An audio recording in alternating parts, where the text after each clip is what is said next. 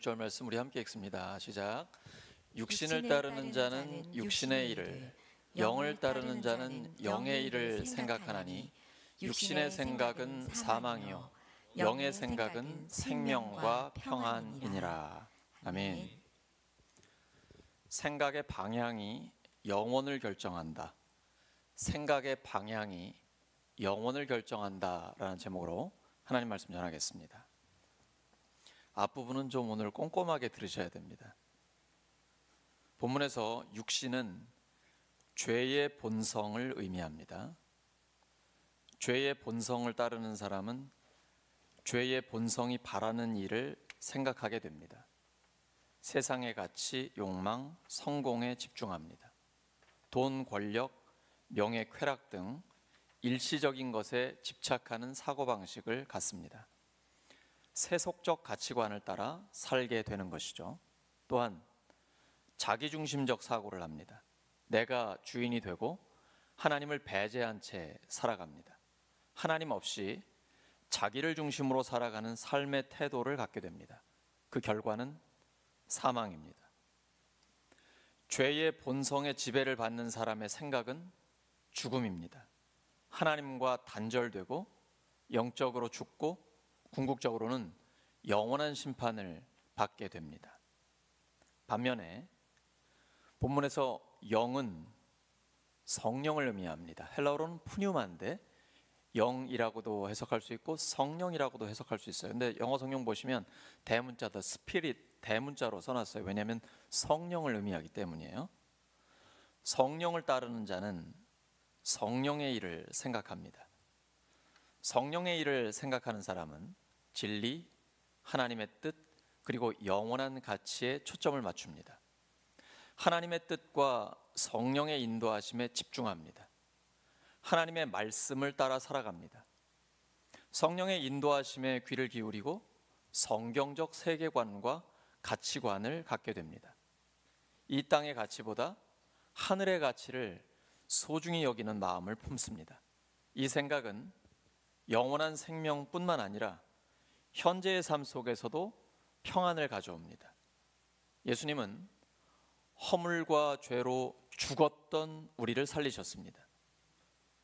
성령의 생각은 단순한 생존이 아닌 참된 생명, 곧 하나님과의 화목한 관계와 내면의 평안을 가져옵니다. 로마서를 기록한 사도 바울은 감옥 속에 있을 때에도 빌립보서 4장 4절을 보시면 주 안에서 항상 기뻐하라, 내가 다시 말하노니 기뻐하라 라고 외치고 있습니다. 자기 안에 그런 기쁨이 있다라는 것이죠. 그리고 주 안에서 항상 기뻐할 수 있다라고 지금 선포하고 있는 것입니다. 바울은 육신의 환경이 아닌 성령의 관점에서 삶을 바라보았기 때문입니다. 그렇기에 참된 기쁨과 평안을 누릴 수 있었던 것입니다.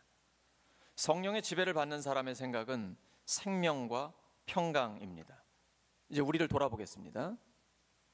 만약에 우리의 삶에 불안과 두려움이 가득하다, 그 원인을 깊이 들여다보면 종종 우리가 육신의 생각에 사로잡혀 있음을 발견하게 됩니다. 내가 해결할 수 없는 문제를 붙들고 근심, 걱정하고 있는 것입니다. 염려는 아무짝에도 쓸모없습니다. 아무것도, nothing, 아무것도 염려하지 말고 모든 일에, everything, 모든 일에 기도하면 하나님의 평강이 내 마음과 생각을 지킵니다. 본문에서 바울은 단순히 생각의 종류를 나열하는 게 아니에요. 육신의 생각이 있고 성령의 생각이 있다, 이런 얘기가 아닙니다. 생각의 방향이 영원한 운명을 결정한다. 육신의 생각이냐 성령의 생각이냐, 바로 이 진리를 강조하고 있는 것입니다. 우리는 매일 선택의 기로에 서게 됩니다. 어떤 생각을 품느냐에 따라 우리 삶의 질과 관계, 심지어 영원한 운명이 결정됩니다. 한 번의 생각이 한 사람의 인생을 바꿉니다. 누가복음 15장의 탕자는 이제 아버지 집으로 돌아가야겠다, 이 생각이 그의 운명을 바꿔놓습니다. 생명과 평안을 얻게 되는 것이죠. 우리 삶은 수많은 생각들로 이루어졌습니다. 무엇을 생각하느냐가 우리의 감정, 행동, 나아가 인생의 방향을 결정짓습니다. 생각의 방향이 일상적인 선택에서 삶의 큰 결정들까지 지배하게 됩니다. 하지만 더 중요한 것은 생각의 방향이 단순히 현재의 삶뿐 아니라 영혼을 결정한다는 사실입니다. 본문에서 바울은 육신의 생각과 성령의 생각을 아주 뚜렷하게 대비시키고 있습니다. 이 둘이 각각 생명과 사망, 성령을 따르면 생명이고 육신을 따르면 사망이다. 그리고 이것은 당연히 영원한 결과를 이야기하는 것입니다. 그렇다면 우리는 어떻게 영원한 생명과 평안을 누릴 수 있을까요? 어떻게 하면 성령을 따르는 생각을 할 수 있을까요? 묵상입니다. 말씀을 묵상하면 우리의 생각이 하나님의 뜻에 맞게 정리가 됩니다. 묵상을 하면 할수록 하나님의 생각과 내 생각이 일치하게 됩니다. 갑자기 되는 건 아닙니다. 1년, 10년, 20년 누적이 되면 폭발력이 발생합니다. 날마다 말씀을 묵상하다 보면 날마다 성장하게 됩니다. 점점 더 깊어집니다. 우리 심리 대밭길 유명하잖아요. 대나무가 아주 높이 솟아 있습니다. 뿌리는 그만큼 깊이 들어가 있는 거죠. 안 보입니다. 하루하루 계속 들어가는 것이죠. 제가 매일 새벽 기도회 설교의 원고를 목자 목녀님들께 공유하는 이유가 있습니다. 주일에 한 끼 먹고 6일 동안 굶으면 영양실조 걸립니다. 날마다 적어도 성경 한 절, 두 절을 가지고 깊이 묵상하는 그 묵상의 훈련을 하는 것이 우리 영혼에 엄청난 유익이 됩니다. 하루 하는 것은 별거 아닌 것처럼 보일 수 있어요. 근데 영적인 깊이는 날마다 한 걸음씩 나아가는 것입니다. 매일 한 절, 두 절을 깊이 묵상하는 사람은 이것이 한 달, 두 달, 1년이 되면 영적인 강력함으로 찾아오게 되는 것입니다. 속 사람을 점점 더 강하게 해주는 것입니다. 묵상은 갈망하는 것입니다. 하나님의 얼굴을 구하며 잠잠히 기다리는 것입니다. 홀로, 나 홀로 하나님만 바라보는 것입니다. 홀로 있기와 침묵이 없으면 묵상은 뿌리 내릴 수 없습니다. 요즘은 혼자 있는 사람이 많습니다. 근데 혼자 있지 않고 스마트폰과 함께 있습니다. 이건 더 나쁜 겁니다. 혼자 있다는 건 아무것도 없이 나 혼자 하나님과 독대하는 것입니다. 그리고 하나님만 바라보는 것이죠. 이때 묵상은 깊어지면서 진리에 대한 확신이 생깁니다. 시편 63편 1절입니다. 하나님이여 주는 나의 하나님이시라. 내가 간절히 주를 찾되 물이 없어 마르고 황폐한 땅에서 내 영혼이 주를 갈망하며 내 육체가 주를 앙모하나이다. 우러르고 사모합니다. 우리랑은 달라요. 사막 기후입니다. 목이 타서 죽을 것 같아요. 그때에 목마른 사슴처럼 그 물을 갈망하듯 하나님을 갈망한다는 것입니다. 묵상을 통해 우리의 내면이 채워지지 않은 채 외적인 활동만 하게 되면 곧 부실해집니다. 우리 밥을 안 먹고 계속 일을 해보세요. 터지는 건 금방이에요. 당연한 결과 아닙니까? 영적인 것도 똑같습니다. 우리는 신앙생활을 하면서 얼마나 열심인가가 아니고 무엇에 열심인가, 이걸 보셔야 됩니다. 먼저 하나님의 말씀을 듣는 데 열심을 내야 합니다. 그 다음에 말씀을 따라 활동을 하면 하나님의 뜻이 내 삶에 이루어지면서 형통해집니다. 주님과의 충분한 교제 없이 지나친 활동을 하게 되면 영적으로 탈진하기 마련입니다. 지속적으로 채우지 않고 쏟아내기만 하면 결과는 뻔한 것입니다. 한두 번의 봉사가 아니고 지속적인 섬김이 중요합니다. 신앙생활은 단거리 경주가 아닙니다. 마라톤이에요. 끝까지 잘하려면, 죽을 때까지 신앙생활을 잘하려면 먼저 말씀으로 채워야 합니다. 올해는 철저히 묵상에 집중하셔야 됩니다. 뭘 많이 하려고 하지 마세요. 마르다처럼 탈진합니다. 그 끝은 원망 불평이 나오게 돼요. 남은 게 없고 하나님의 평화가 깨집니다. 마리아처럼 주님의 발치에 앉아 먼저 말씀을 묵상해야 합니다. 그리고 말씀이 인도하는 대로 가면 하나님의 역사가 자연스럽게 나타나게 됩니다. 우리는 내가 원하는 사역이 아니라 주님이 원하시는 섬김을 해야 합니다. 그러려면 먼저 주님 앞에 엎드려야 합니다. 내가 무엇을 할지보다 내가 누구인지를 알아야 합니다. 그런 면에서 건강한 사역은 기도와 말씀이 균형 잡힌 기본기에서 출발해야 합니다.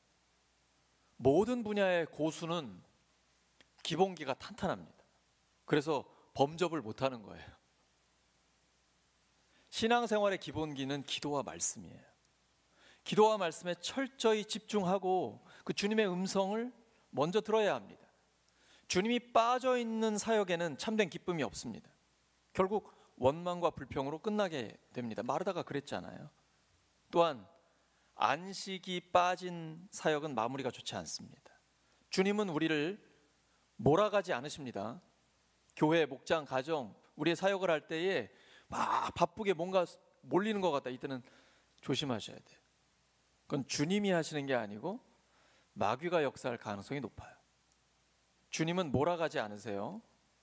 주님 안에서 안식을 누려야 진짜입니다.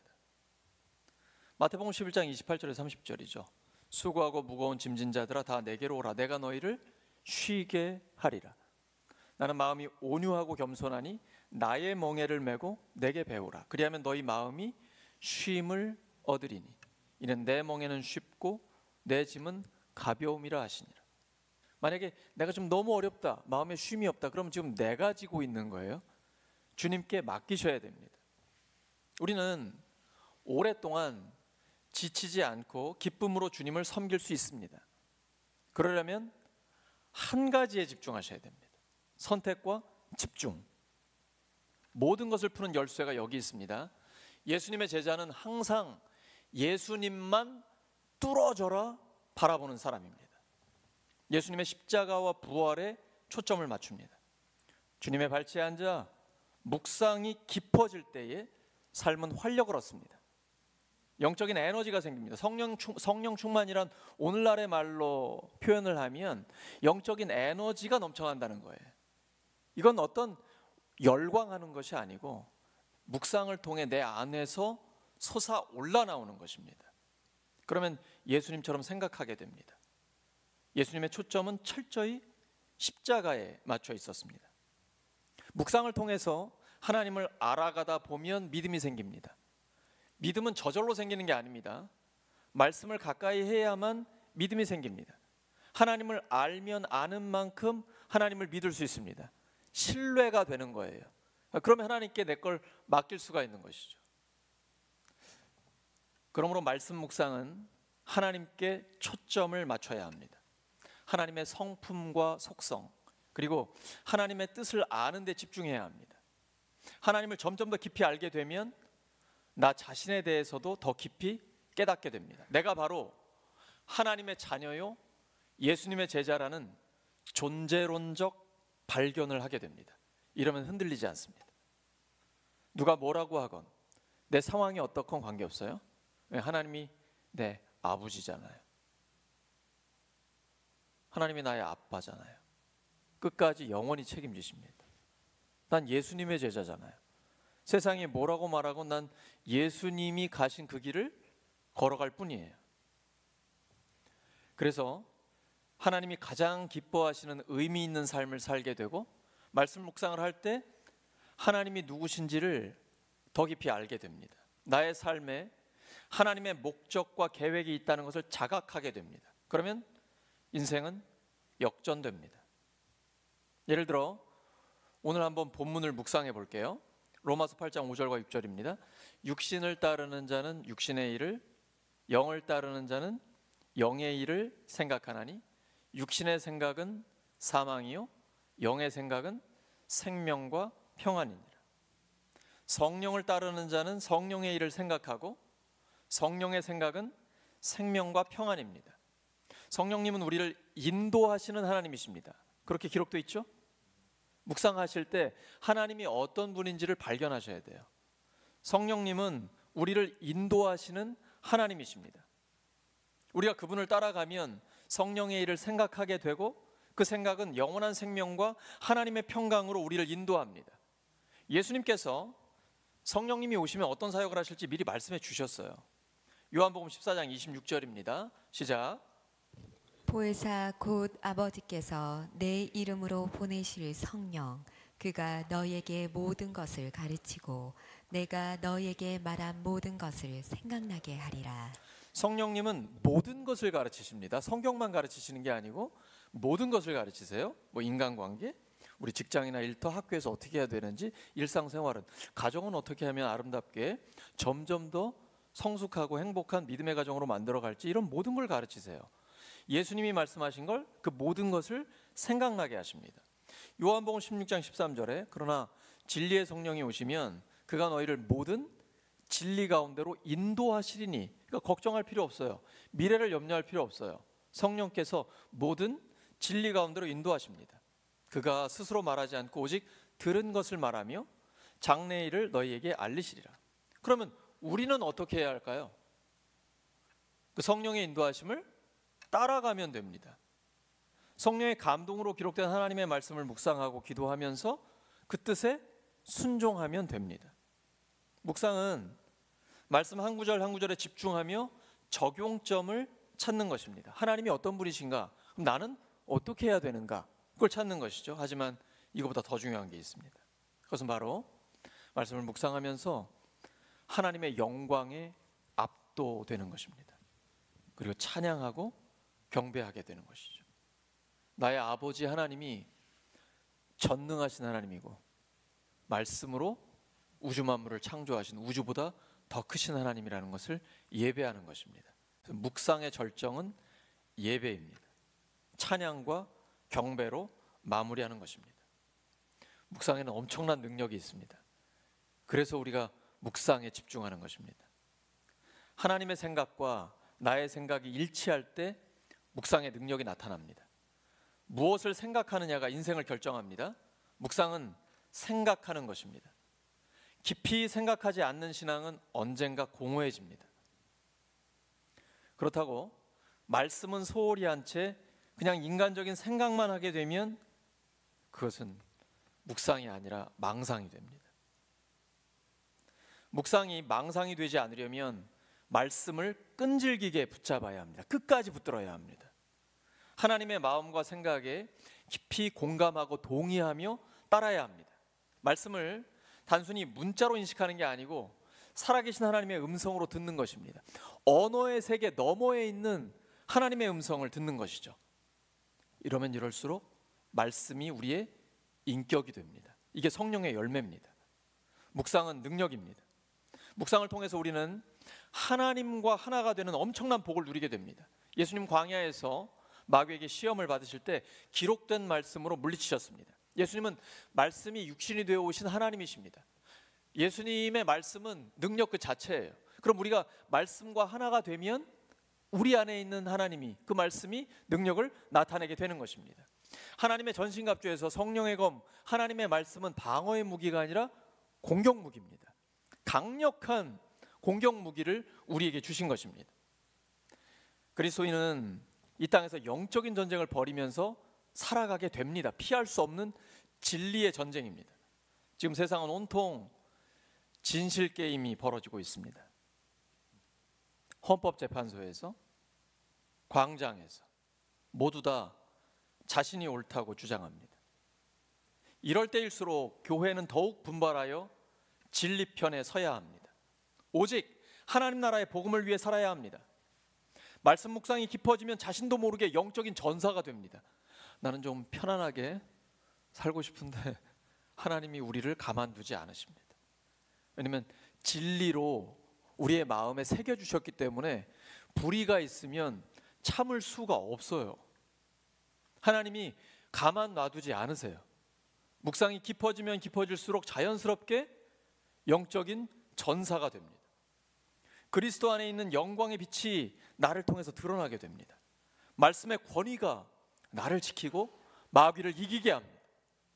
하나님의 평강을 잃어버리지 않습니다. 묵상은 우리 삶에 큰 능력이 됩니다. 사랑하는 성도 여러분, 묵상을 어렵게 생각하지 마십시오. 말씀 앞에 머물러 있으면 됩니다. 날마다 스마트폰 보는 시간을 10분 줄이고 말씀 앞에 10분을 더 머물러 보십시오. 이게 한 달, 두 달 지나면 내 삶에 엄청난 변화가 일어납니다. 하나님과 함께 시간을 보내는 기쁨을 누리시기 바랍니다. 그러한 행복이 우리를 빛 가운데로 인도합니다. 말씀이 차고 넘쳐 영혼이 부요해지면 어떤 상황에서도 위축되지 않습니다. 하나님의 자녀로서 당당하게 살아갑니다. 말씀은 영혼을 춤추게 합니다. 상한 감정을 치료하고 위로합니다. 세상을 이기는 능력이 말씀에서 흘러나옵니다. 신앙생활의 최종 권위는 어디에 있습니까? 우리가 뭘 믿는 겁니까? 하나님의 말씀입니다. 우선순위를 뒤집으면 안 됩니다. 다 꼬여버려요. 1차적인 것을 먼저 해야 2차적인 것을 얻을 수 있습니다. 말씀 묵상을 먼저 해야 하나님의 역사를 경험할 수 있어요. 묵상을 통해 나의 생각과 하나님의 생각이 일치해야 합니다. 그리고 하나님의 생각대로 사역을 하면 성령의 역사가 나타납니다. 묵상에 집중하시려면 유튜브 보는 걸 절제하셔야 됩니다. 저는 유튜브의 알고리즘을 차단했습니다. 우리 교회 설교나 유익한 것들만 검색해서 따로 봅니다. 그러지 않고 알고리즘대로 올라오는 영상을 보다 보면 한쪽으로 치우치는 생각을 갖게 됩니다. 비슷한 내용의 영상이 자동으로 계속 끝없이 뜨기 때문이에요. 확증 편향이 심해집니다. 점점 더 극단으로 가게 됩니다. 자신이 속한 진영의 논리에 무조건 따라가게 됩니다. 굉장히 위험하고 미숙한 것입니다. 흑백 논리를 갖게 됩니다. 자신은 좋은 편이고 자신과 다르면 나쁘다고 생각합니다. 실제 세상이 그렇게 단순합니까? 그렇지 않습니다. 늘 중간이 있어요. 다양성을 존중해야 합니다. 그래서 유튜브가 아니라 일반적인 언론, 즉 방송과 신문에 근거해서 사안을 판단하는 것이 좋습니다. 저는 보수와 진보 그리고 기독교 매체를 전체적으로 보고 있습니다. 그래도 언론사는 우리 사회의 견제와 감시를 받기 때문이에요. 반면에 유튜브는 아무런 감시도 받지 않고 자기 마음대로 이야기합니다. 대부분의 유튜버는 돈을 벌기 위해서 합니다. 그들의 발언 뒤에 사실은 조회수 늘리기, 구독, 좋아요, 돈이 있다는 것을 알아야 합니다. 거기 넘어가면 안 됩니다. 성경을 보시면 선과 악이 있습니다. 하지만 악에도 단계가 있고 선에도 거룩한 단계가 있습니다. 욕심이 잉태한 즉 죄를 낳고 죄가 장성한 즉 사망을 낳습니다. 우리가 다 하나님의 아들을 믿는 것과 아는 일에 하나가 되어 온전한 사람, 성숙한 사람이 되어 그리스도의 장성한 분량이 충만한 데까지 자라가는 것입니다. 그 차이를 인정해야 합니다. 흑백 논리를 교회에서 가지게 되면 굉장히 위험한 것입니다. 이 수준과 단계가 있다는 걸 인정하고 다양성 속에 일치를 추구해야 됩니다. 그게 교회예요. 다양성을 존중하면서 하나님 나라의 복음에 집중하는 것입니다. 가정교회도 마찬가지입니다. 가정교회가 시작된 지 30년 정도밖에 안 됐습니다. 교회의 전통은 2000년이에요. 가정교회만 생각해서는 안 됩니다. 사실 가정교회가 지향하는 것은 가장 오래된 새 교회입니다. 성경에 기록된 예수님이 꿈꾸시는 교회를 이루는 것입니다. 하나님 나라를 경험하는 교회입니다. 오직 성령 안에서 의와 평화와 기쁨을 누리는 거예요. 성령께서 하나 되게 하신 것을 힘써 지키는 교회입니다. 이걸 깨면 성경적인 교회가 아니에요. 예수님이 원하시는 교회는 성령께서 하나 되게 하신 것을 힘써 지키는 교회입니다. 말씀 묵상은 거룩한 습관이 되어야 합니다. 예수님은 경건한 습관을 갖고 계셨습니다. 엄청나게 바쁜 일정 중에도 새벽 기도하시고 철야 기도하셨습니다. 예수님은 해야 할 일과 하지 않아도 될 일, 급한 일과 중요한 일을 구분하셨습니다. 예수님은 하나님 나라의 복음을 전하고 영혼을 구원하여 제자 삼는 데 온전히 집중하셨습니다.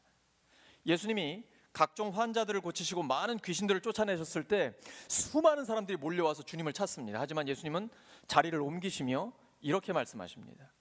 우리가 다른 가까운 마을들로 가자. 거기서도 전도하리니 내가 이를 위하여 왔노라. 어떤 사람이 예수님께 자기 형을 명하여 유산을 자신과 나누게 해주시라고 부탁을 드렸어요. 청탁한 거죠. 그러나 예수님은 단호하게 거절하십니다. 이 사람아, 누가 나를 너희의 재판장이나 물건 나누는 자로 세웠느냐? 그들에게 이르시되 삼가 모든 탐심을 물리치라. 사람의 생명이 그 소유에 넉넉한 데 있지 아니하니라. 가나의 혼인잔치에서 예수님의 어머니 마리아가 예수님께 저들에게 포도주가 없다라고 말씀드려요. 예수님이 이렇게 대답하시죠. 여자여, 나와 무슨 상관이 있나이까? 내 때가 아직 이르지 아니하였나이다. 습관은 몸에 배이는 것이죠. 아직 내 몸에 안 배이었다면 습관이 안 된 거예요. 내 것이라 할 수 없어요. 묵상이 습관이 되면 그때 비로소 삶의 풍성함을 경험할 수 있습니다. 묵상은 영적인 집중력이 있어야 가능합니다. 영적인 집중력을 놓치면 신앙은 길을 잃기 쉬워요. 세상은 우리가 무엇인가에 빠지도록 끊임없이 몰아갑니다. 집중력을 잃으면 산만해지고 산만해지면 영성이 깊어질 수 없습니다. 영성이 깊어지려면 단순한 삶을 살아야 합니다. 단순해져야만 하나님께 초점을 맞출 수 있고 하나님과 깊은 교제가 가능해집니다. 말씀 묵상을 하지 못할 정도로 바쁘십니까? 그렇게 바쁘시면 그건 바쁜 게 아니고 나쁜 겁니다. 마귀는 우리를 분주하게 만들어 하나님으로부터 멀어지게 합니다. 분주하면 쫓기는 삶을 살게 됩니다. 쫓기는 삶은 유능한 인생이 아니에요. 별 볼 일 없는 인생이 됩니다. 분명한 목적 없이 바쁜 것은 의미 없습니다. 방향을 잃어버린 거예요. 반면에 하나님께 시선을 고정하면 마음에 여유가 생깁니다. 하나님이 부르신 부름의 상을 향해 달려가면서도 하나님의 평강을 잃어버리지 않습니다. 지극히 단순한 삶으로 돌아가시기 바랍니다. 하나님을 간절히 찾는 자가 하나님을 만납니다. 빌립보서 4장 6절 7절이죠. 아무것도 염려하지 말고 모든 일에 기도와 간구를 하면 하나님의 평강이 내 삶을 지킵니다. 내 생각도 지킵니다. 우리의 생각을 정결하게 하고 성령의 생각을 갖게 합니다. 이게 기도의 강력한 힘이에요. 골로새서 3장 2절입니다. 위의 것을 생각하고 땅의 것을 생각하지 말라. 하나님의 관점에서 생각하고 우리의 시선을 영원한 것에 맞추는 것입니다. 성령께서는 위의 것을 생각하게 해주십니다. 여러분에게 묻겠습니다. 지금 우리 마음의 중심에는 무엇이 자리하고 있습니까? 생각을 새롭게 하면 삶이 변화됩니다. 로마서 12장 2절입니다. 너희는 이 세대를 본받지 말고 오직 마음을 새롭게 함으로, 이 마음은 마인드예요. 생각입니다. 생각을 새롭게 함으로 변화를 받아 하나님의 선하시고 기뻐하시고 온전하신 뜻이 무엇인지 분별하도록 하라. 모든 것은 생각으로부터 시작됩니다. 하나님은 하나님의 형상대로 사람을 만드셨습니다. 하나님의 영, 성령님을 따라 생각하면 생명을 얻게 되고 평안이 찾아옵니다. 사랑하는 우리 울산교회 성도 여러분, 생각은 우리의 삶과 영원을 결정짓는 열쇠입니다. 육신의 생각은 사망으로 이끌고 성령의 생각은 생명과 평안으로 인도합니다. 매일의 작은 생각 하나하나가 하나님과 동행하는 신앙 여정의 한 걸음이 됩니다. 서두르지 마세요. 조급하시면 그르칩니다. 영적인 삶이란 날마다 한 걸음씩 한 걸음씩 나아가는 것입니다. 육신의 생각인가 성령의 생각인가 분별해야 합니다. 성령을 따라 생각하여 영생과 평강을 누리는 우리 모두가 되기를 예수 그리스도의 이름으로 축원합니다. 말씀을 기억하면서 합심하여 기도합니다. 하나님 아버지, 저희들 죄의 본성인 육신을 따르는 생각이 아니라 성령님의 생각을 따르기를 원합니다. 성령의 생각을 따라 하나님의 평강을 누리고 영원한 생명을 맛보면서 살아갈 수 있도록 도와주시옵소서. 성령께서 모든 것을 가르치시고 모든 진리 가운데로 인도하소서. 주님과 함께 한 걸음 나아가 하나님과 더 친밀해지고 하나님의 능력이 자연스럽게 저희들의 삶에 나타나게 하여 주시옵소서. 묵상을 통한 하나님의 능력이 샘솟듯 솟아나게 하여 주시옵소서. 하나님 아버지, 주님 앞에 간구하오니 말씀 앞에 머무를 때 묵상이 점점 더 깊어지게 하여 주시고 하나님과 점점 더 친밀해지게 하여 주시옵소서. 하나님 감사합니다. 역사하여 주시옵소서. 주님이 기뻐하시는 바로 그 삶이 되게 해 주시옵소서. 감사드리며 예수님의 이름으로 기도드립니다. 우리 다 함께 일어서서 예수나의 첫사랑